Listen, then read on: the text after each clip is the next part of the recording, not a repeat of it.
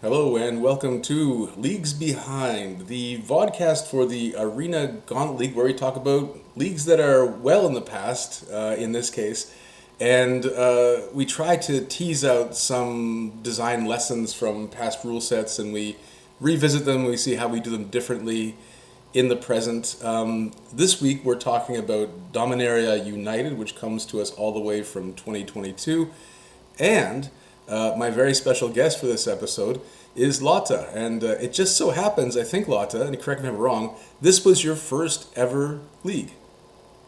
Yeah, this was very first leak, and I thought I remembered it quite well, but then I started losing think up, and I was like, maybe there's some things that I was misremembering. Yeah, But hold yeah, on it's my now. first leak. I remember being a little confused and getting out of work. I didn't do like, didn't like totally crash out. It didn't do super well either. So it was a fun time. I love the set DMU too, so that helped a lot. It sounds like you had a respectable start. You didn't crash out, which is important for Yeah, retention, as we've learned.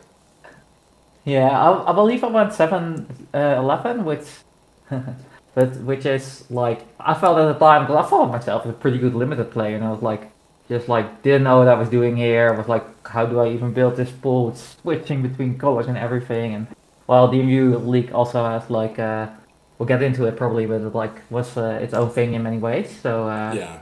uh, as far as the type of decks that were around went, so I think uh, most people have that kind yeah. of experience of the first league flail, right? Where they're sort of getting used to 60 card limited, where they're getting used to our community and our bots and whatever else we have, the special rule sets that we have.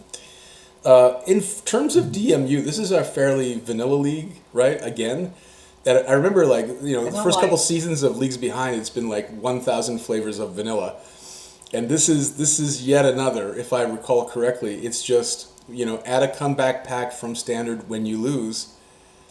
Good luck, Mhm, have fun. that's correct.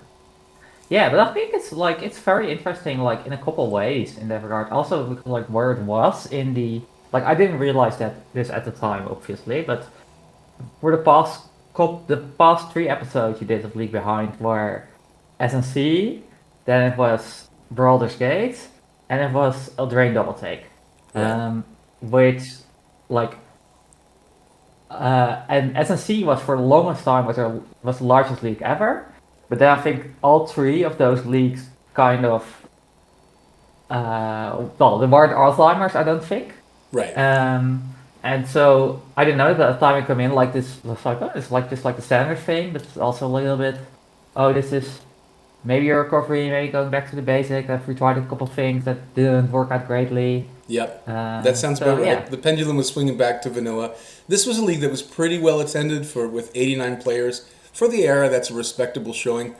These days, we're showing numbers that kind of shame that. Like, for example, with our latest registration numbers for Edge of Eternities, we cracked 100 with doing no promo, like zero promo at all. Not the at all inside the server, Sure. not the Reddit outside the server. And this is I would 89 not be after trying hard on Reddit to get people to join up. So obviously, this is 2022. Like I said, we're still sort of gearing up to where we are now, having respectable showings, but not outstanding. So that this is kind of where DMU was, and I think it's kind of an interesting place to come in during what I would consider to be a lull in experimental tournament design, and also a rebuilding period for the community. sure. Um, So, what was your experience? I guess as a new player, you said you had a middling result, but I mean, like just in terms of the server culture at that time, what did it feel sort of landing into it? I think yeah, from Reddit, interesting. right? I think that's a very different culture than we have now. Like there was no mentorship program or anything, Right. and I um, felt like I kind of felt lost sometimes, especially like I didn't know what to do with the there wasn't like a ton of like much talk going on in the server at the time as well. I think it was like pretty much the low point of site discussion. I think in Yeah. part I later learned because this was one the site server was like really like super active, and there was the idea was at the time like, oh, the main server should have really only focus on the league, and then on the side server people were like socializing a bunch more. But like if you didn't know that there was this other part Right. of the server or other part of the community, well, then of course it feels like a little bit of a sterile community. Like I feel like I really like that nowadays we have a lot more um, uh, different spaces in the main server for people to hang out on, and um, that the side server is just like whatever else, like for some players basically. I remember, I thought, at least I think I remember my first practice match. Um, and I think, I'm not quite sure, like I tried to find evidence for this. I think my first practice match went against you, and you were like saying like, oh, let's go, like get on voice chat. And I was, do I really have to get on voice chat? Oh well, I guess I'll do it. But that felt like a nice welcome. Oh, well, thank you. I think that I used to take it upon myself to be a sort of informal ambassador when I saw somebody, post like, "Hey, let's have a practice match," or looking for my first match. I tried to sort of get on the voice comms and just sort of. I knew it could be difficult, so I try to get people to ask questions if they were confused, or maybe give some tips or pointers. But our community got so big, and I got so busy with other things that I can't. I don't have the the energy to sort of chase up new players as energetically as I used to. But I think that part of your contribution to the league committee since you joined is opening up those bunch of new channels to allow for self-expression on the server. And also, I think, was it you that came up with the mentorship program? No, I think that was around before, but I took it over like Was quite that like some time. I'm like Caleb? handling it That most. might have been Caleb or Jordan. My memory's failing me as to who was the I first think one. I kind of feel like it was something that like someone, maybe Jack, someone came up with organically, and then was like handled by the LC later. But I'm not quite sure. It seems I've natural been now. like organizing for most of the most of its lifetime. Yeah, I think it just seems so natural now that it's hard to attribute who actually created it. It seems like, yeah, of course we need a mentorship program. That's natural. So whoever came up with it, thank you, because we do take it. I wouldn't say for granted, but we see it as an essential part of the onboarding for the league experience. Now, regarding the sort of server culture at the time, I think there was a sort of, since we were welcoming new people kind of off of Reddit without much of a sort of soft landing. I think the point was to kind of keep the server sparse and Spartan so people could just see the bare bones of the tournament structure. But I think now we sort of give people a bit more credit in terms of their ability to sort of like bump around and find.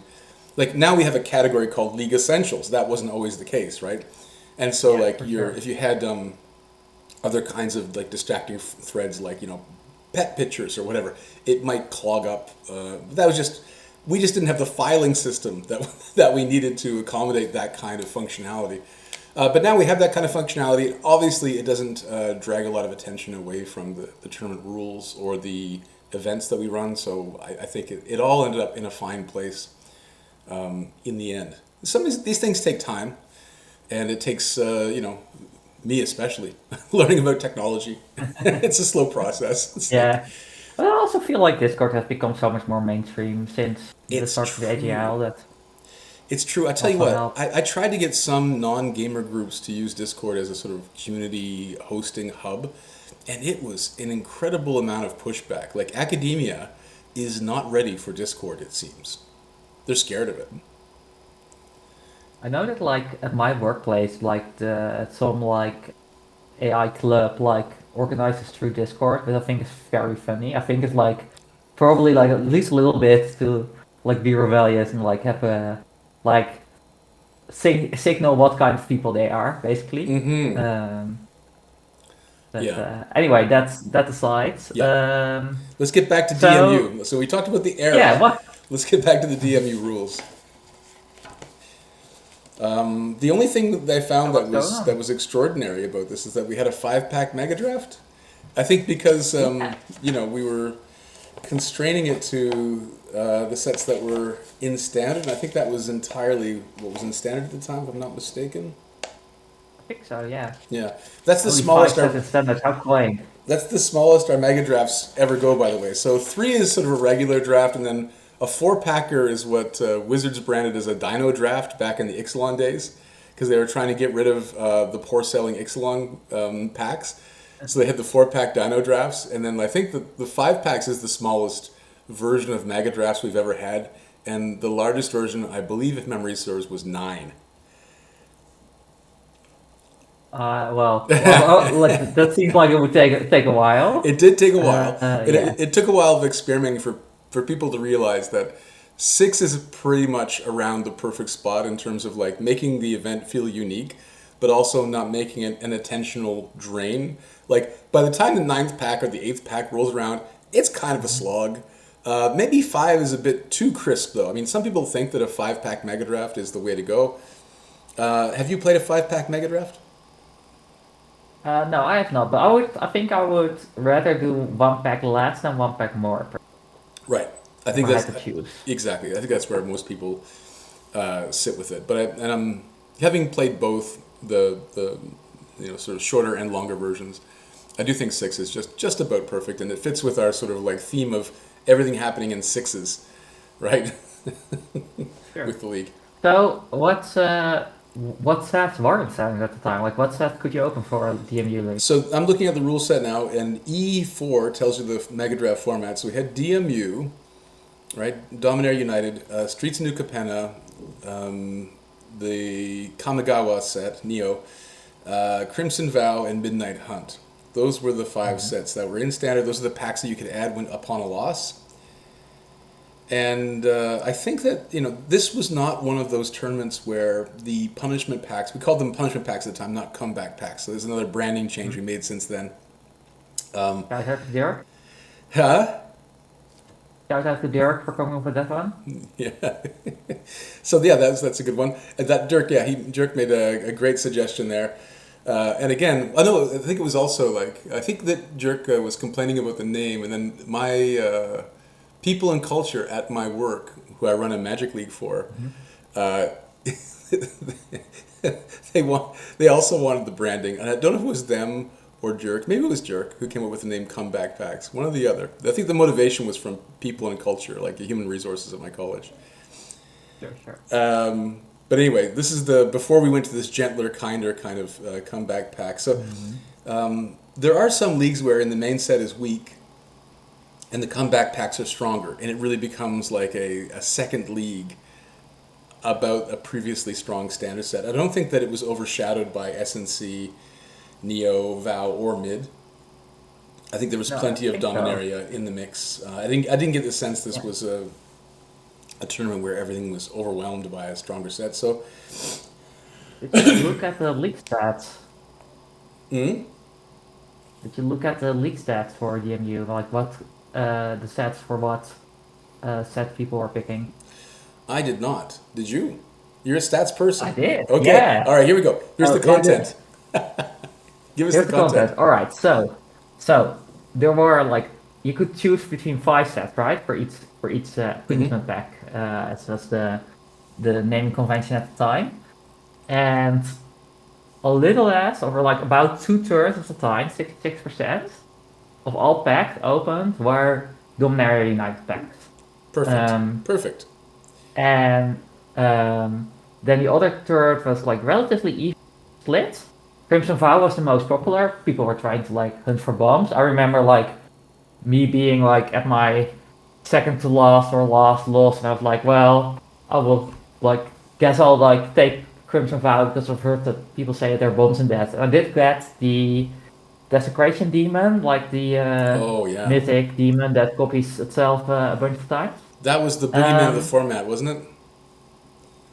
Yeah, I think so. I wasn't like too around too sure. So interestingly, I feel like people mostly went 2 flavors with their punishment packs for this league. So some people, like you among them, like really split out. Um, and a couple like focused on one set. So I can see that you took 2 packs from almost every set available except for DMU where you got one.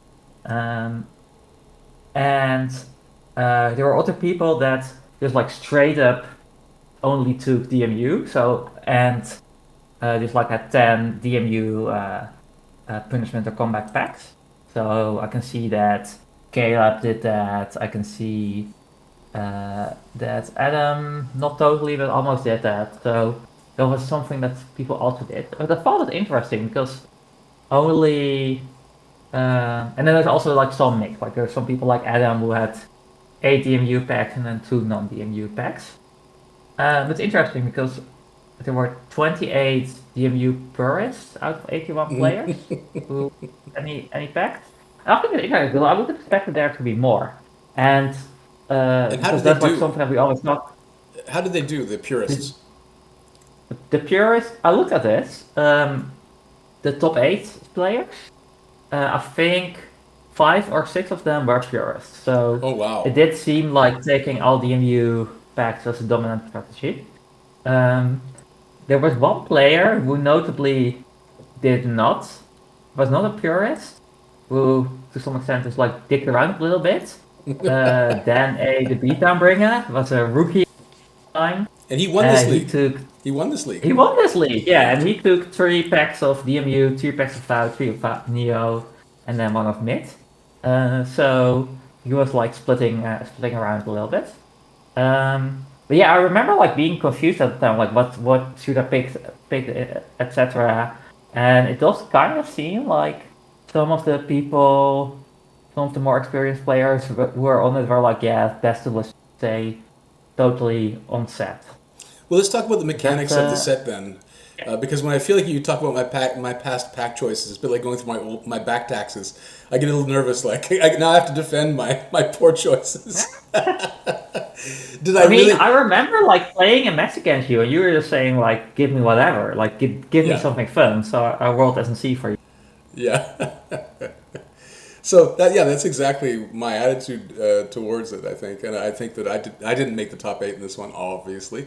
So I was just having fun with it, and I don't know. I guess I've become filthy casual over time. I used to be more competitive, but now I like to have fun with my league For experience. sure, for sure. So that makes me sort of I, I suppose it's a bit like when I go into the bot. It kind of feels like a former prison guard going to jail. I kind of feel like there's a fresh meat kind of kind of feeling like who's going to get this guy? He used to be competitive, and now we're Aw. gonna show him. Which I'm fine with. I'm fine with the energy. Sure, sure. Now let's get where was I going with this? We were going into the gosh. We were talking Into the about mechanics for of yes, the DMU the mechanics set. for So there DMU. was Yeah. So what made it yeah so good to stay parasitic to say locked into DMU? yeah. So there were a couple like mechanics in DMU that were around. So you had the sagas with like the read that you could start later. So those are like little value engines. But the main thing I think was there was a lot of cards with kicker, off color kicker. Right. So you had um, at common there were 20 cards with kicker. At uncommon there were 20 more cards with kicker, and then also like rares and mythics, but especially the commons and the uncommons. And there was also a cycle of dual lands, land types Right. to like support the domain. And as it happened, is that like if you just like go enough you could just like start running every value card in your pack, and that kind of turns out to be the most dominant strategy. Like the one card that I think, like I remember most is Urwork Repossession. Can you recall what that card does? Yeah, I mean, as I recall it, you get to recur a card from your graveyard if you pay kicker. You get some sort of value going, but it's really slow and mana intensive. But you can get infinite loops going, right? Like not infinite, but like you can get let's say non. You can Yeah, get you can. open-ended recursion going. Yeah, for sure. So what it does is for 1 mana you can like return a card from your graveyard to your hand. Maybe it's a creature, maybe a permanent, and gain 2 life. And for 3 mana you get to return 2 things. And people were like searching that up with Micromancer, with the 3/3/4 that searches up a 1 mana Beautiful. instant or sorcery, and then you Yeah. can get the Micromancer back when possession once it dies, and you get life in the process. So like the games would just like go on forever. I didn't realize this at the Generally like um spending an hour on a match was like not super uncommon. Um and I thought like, oh, that's just what leagues like, but no, that was just like Dominaria United just being ultra grindy and like the optimal tactic, like going like all the MU going for a multicolor domain file. I saw someone say um, in the feedback that um, domain is a broken mechanic for limited or for sealed. Um, oh yeah, I'll quote Michael M. Attenborough. Domain is the worst mechanic since sliced bread. Going Wow. 5 color is already a war because you can play other stone cards. There needed to be some sort of way to interact with it, and there just wasn't. I could rant about the mechanic for hours. Um, This extreme uh, feedback. yeah. But But I found the early weeks and even some of the middle weeks to be borderline unplayable if you didn't open a nice spread of tap lands, which I did not. Um, didn't top yeah, eight, I so guess. and then That, like that that's not the feedback from somebody who top eighted. no, no, no. But like other people were saying, like Nick was still like around, Nick S was still around self, so like, oh, um, domain is broken. Even though I like 5 color pile decks. So yeah, that was like the general mood of the time was that the um the league kind of devolved into 5 color mirrors. Right. And we've heard that complaint sort of mirrored in formats as recent as Dragonstorm, right? Yeah, for It sure. seems that some people don't like their soup, and you can't talk them into it, even though sometimes it's the right thing to do. I mean, so the normal logic in the league, right, is if you can get down to 2 colors early, and you sort of beat the people who are on 3 or 4 colors, and Yeah. then if you want, you can start to branch out as the weeks go by. But it looks like here, from the very beginning, splashing wasn't only possible; it was counterintuitively, strategically preferable to do. Yeah, for sure. And And like so, even the aggro decks, like green red was the main aggro deck, so right, yeah, you domain know. aggro. I think that explains why we have this sort of mechanic where it pay or this let's say tournament dynamic where it pays to go all in on the same comeback pack or punishment pack because if you see like kicker scales, right, it's okay in the early game, becomes better in the late game, but you can include it in your deck, you can justify it as an early game card, right? So it's For kind of got sure. this Yeah. modality that makes it useful all along the line, but more useful later on if you can play it for kicker. And you have domain where you have all these dual lands for free in the common slot popping out, which makes splashing a breeze. Yeah, looking back on Yeah, it, and they were that was the also play. not like nowadays like sets usually have like a specific slot where the land will appear. So it will be like exactly one or land a pack, or like Right, maybe not even in every. But in DMU, like sometimes you get zero lands in your pack, and sometimes you get three. So there's really like big feast or swings. famine, like depending on what the bot rolled you. Thanks, Watsy. But okay, so looking back at this, this was neither the best nor the worst tournament. It shows that even a vanilla league does have strategic complexity in terms of like, okay, what packs do I add? What's the right strategy? It's not exactly clear until 3 years later what I should have done.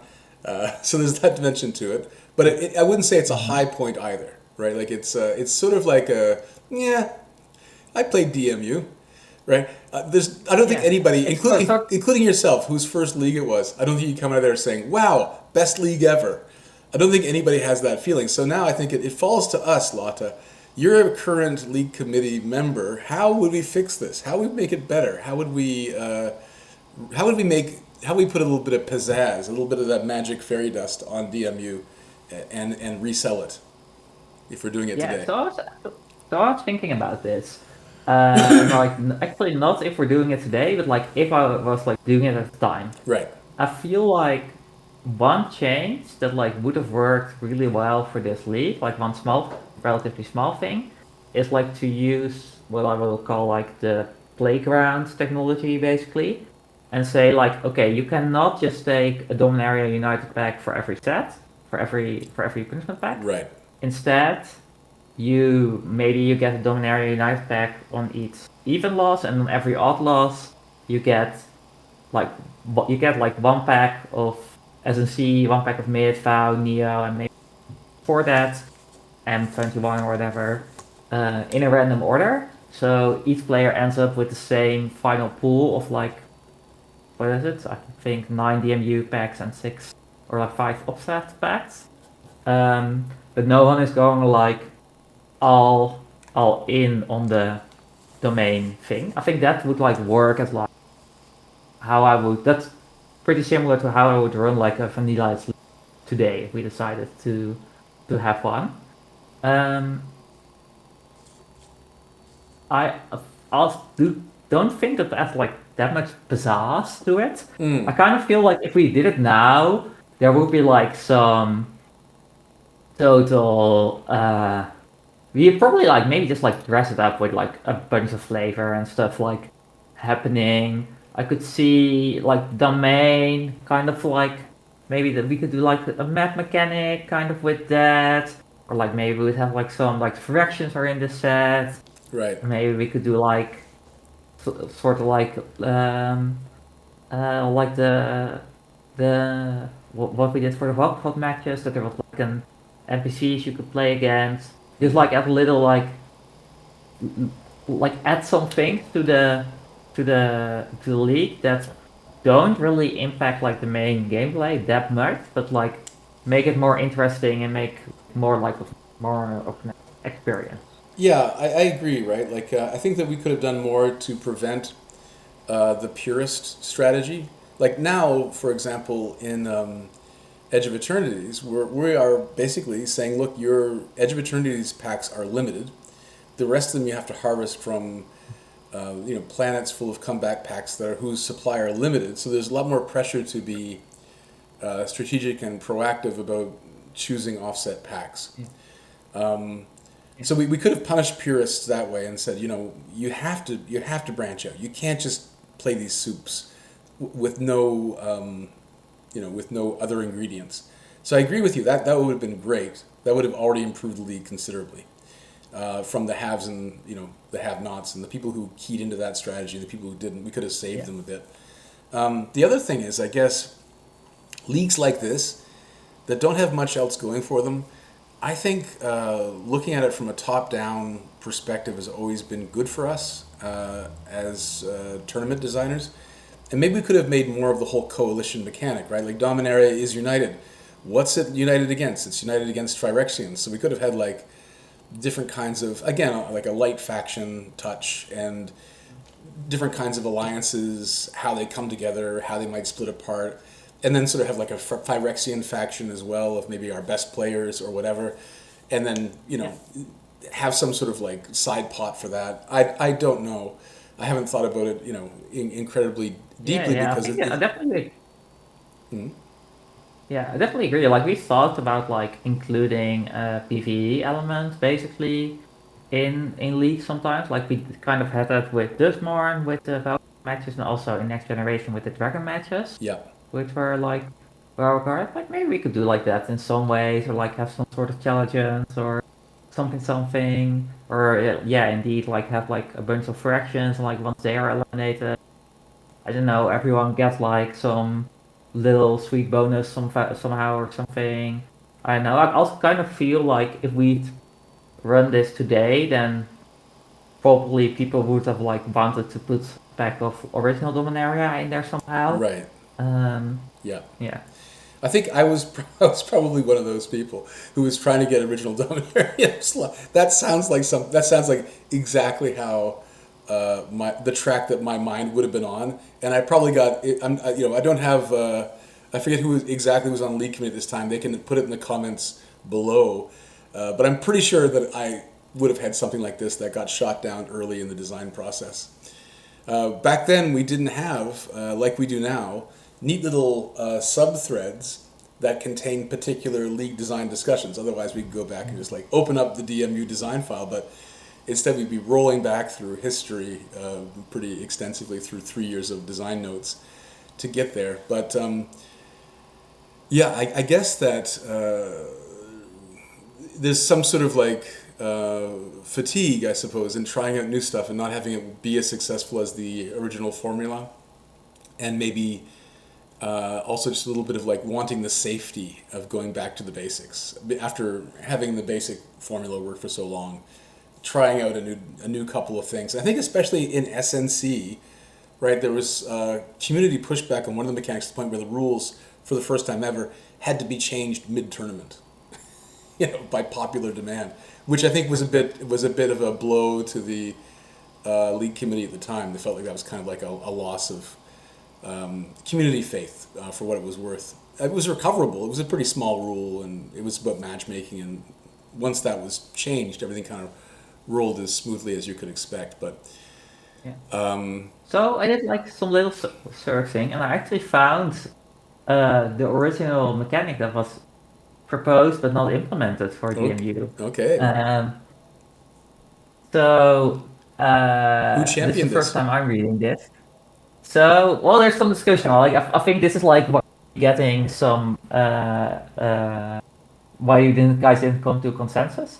Caleb said, "Oh, I thought we were set on doing Lost Legends as a bonus sheet, just like a custom bonus sheet, like Neo had." Yep. And then you were saying that, oh no, I was gunning for the bonus sheet to be cards from historic anthologies.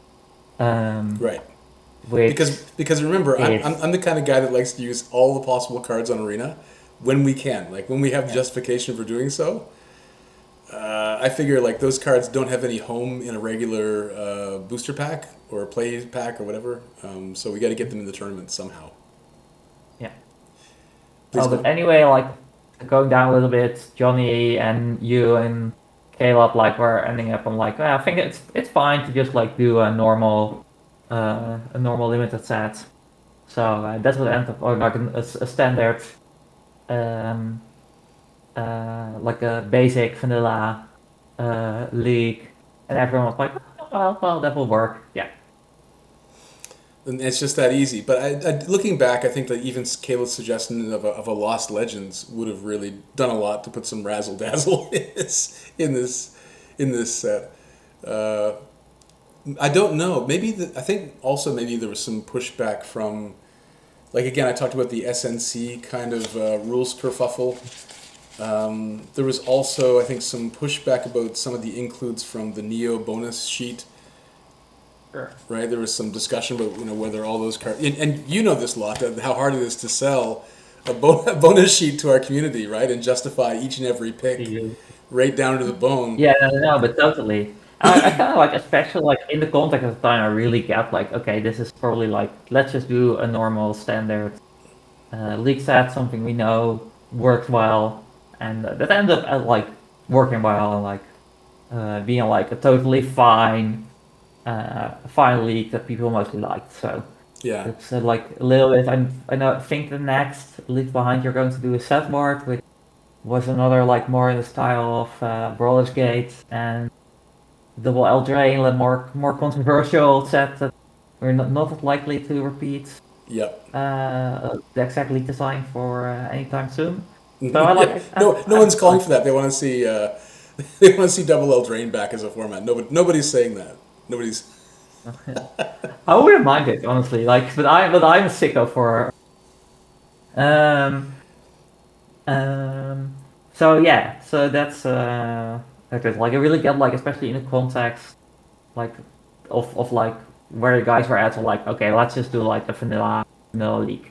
And it's interesting because this is like the last truly vanilla league that we have ever done. Like I think it like kind of like gets used as like a reference point. It's like oh, this is like the standard like generic league design. That's really what it felt like to me at the time as well. Like for me, every league since has been a variation on the concept that I was introduced to in DMU. Like nowadays, like Adam will point out that this story like isn't super true. Like all the leagues before this weren't vanilla either. Like most of them, like only really the first year of league had mostly vanilla things, but to me it definitely felt like, oh, this is just what League is like, and I hadn't even realized that many leagues had special rules time I was playing in the MU.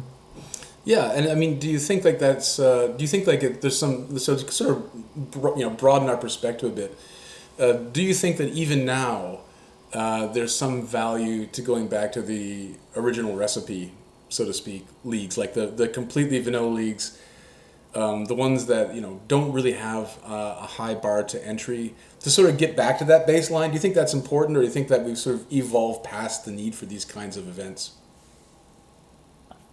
I think we could do a little bit of both. I think like one thing that I sort of feel like is that we're doing a lot of designs that are a little more on the complex side, that are like for people who are already involved in the community. I guess well, nowadays like we do have liberty to do that. Like we're not like as a shortage of players or anything. Like there seems to be interest in that. So I think that that's good. But I could definitely see us like doing something that's more similar to yeah what we just talked about for DMU as well. I don't think like a totally like I don't think like anything where you can like get mono set. I don't think it's going to be very well liked, but like just like what I proposing for do 5 EMU packs and 5 packs from other standard set, just like get handed to you. Don't make any other choices. I think you'd probably like to have like some more like points of engagement for the people who are into that. But I definitely feel like most of the community would just like really enjoy that. But I also feel like that's for all our league designs. Right. Like I'm really like hyped for EOE. I was Final Fantasy obviously was like a design that most of the community really enjoyed. So yeah, Yeah, you yeah. could do it your way. I was really impressed by the amount of positive feedback for Final Fantasy. Going into that, having no idea about what Final Fantasy was lore wise, really, just knowing about it in the abstract as a thing in the world, and then going in and seeing like people actually love this IP. They actually love the set. They love the gameplay, and they love the league mechanic on top of that. So it was way more well received than I could have ever possibly imagined. And given what we got cooking up for Edge of Eternities, I can't help but think this is also going to be fairly well received. Yeah. Again, Yeah. With Steve kind of like working in the engine room, pulling all the levers, like making the map mechanic work in a way that we could only have dreamed of even a year ago. I think it's fairly Yeah. impressive stuff. And I don't know, like looking back at a tournament like this and saying, would we ever do vanilla again? I don't know if we'd ever do like straight vanilla, but maybe like French vanilla, like throw in a bonus sheet of, I don't know, historic anthologies or lost legends if you go Caleb's route. Either one of those probably would have put a lot of sparkle into this design without adding much, if anything, in the way of complexity, right? Yeah. So I think yeah, so. I think maybe we've evolved past this kind of tournament, but it's an interesting kind of reference point to look back on in terms of like how far we've come and what we might do differently. Even now, just looking at like there was flavor here. It wasn't really great flavor, but we could have done something with it, right? We could have done some top down design. So maybe we missed a trick a bit there, but maybe also Yeah, I think like coming off of factions with SNC and having that be a bit contentious because one faction ran away with the entire tournament, right? I think it was the Obscura, right? Did yeah, I that, think Obscura. and anyways, they coming back again. The coalition kind of infers some sort of like coming together of factions. It would be a hard sell this soon Yeah. after SNC, so I can kind of see why we were just like, let's not hit that button. But at the same time, I do feel like it's a Yeah. missed trick. I think like if you do it nowadays, then we could like maybe do the coalition thing and just like have the coalition be the whole player base Right. and have them somehow be like playing against the fractions in some way. Like maybe there's some PvE stuff going on at some point. Like oh, some people like get to do boss fight in some way. Maybe there are some rails or what have you, something like a side event where people like you have like a limited bunch of like cards you can use, and you have to try to beat like someone has to be like a real OP for in deck or something to like really like get the community against the fraction feel together, like a PvE element. I think like that Yeah. like wouldn't like really impact the main league that much, but it would be like something for like the people who are interested in to engage with. I think part of the issue too, like looking back at the packs that were in standard, right? We tried a werewolf mechanic that kind of flopped in mid, and we tried. Well, Caleb was behind this sort of like very complex, sort of like Sure. spreading vampire family mechanic for Val, which is very much like kind of building a coalition. So yeah, we tried a lot of stuff in this area at the time. Lots of interesting tournament designs, but again, maybe just it came off too similar, and some of the more ambitious stuff that we were trying ended up not being worth the candle. So I think we needed to sort of reset, and that I think that's fine. That's fine. It's fine to sort of I think acknowledge it was that. also for sure. I think it's also like before the time that there was really like stuff going on with the league that was not part of the main league, like the Blitzball tournament for Final Fantasy, for example. Like that was like something that like people were like participating in is going on, but for most of the players, they were just like not like tuned into that. Yeah, All and right. now we do that more often. Like we do like some little something like extra. Yeah, we have like a pretty steady stream of side events plus the main tournament. Um, Yeah, so it's been good looking back at this, Lotta. Thanks for joining us and giving us your stories about your first ever league and your perspective on how we do things differently if we revisited it today. Any last words on the subject before we close the episode? I love to talk to you. Like, and I can't wait to like hear from the era that I was actually playing it. So Yeah, for I'll, sure. I'll probably get back at some point. Okay.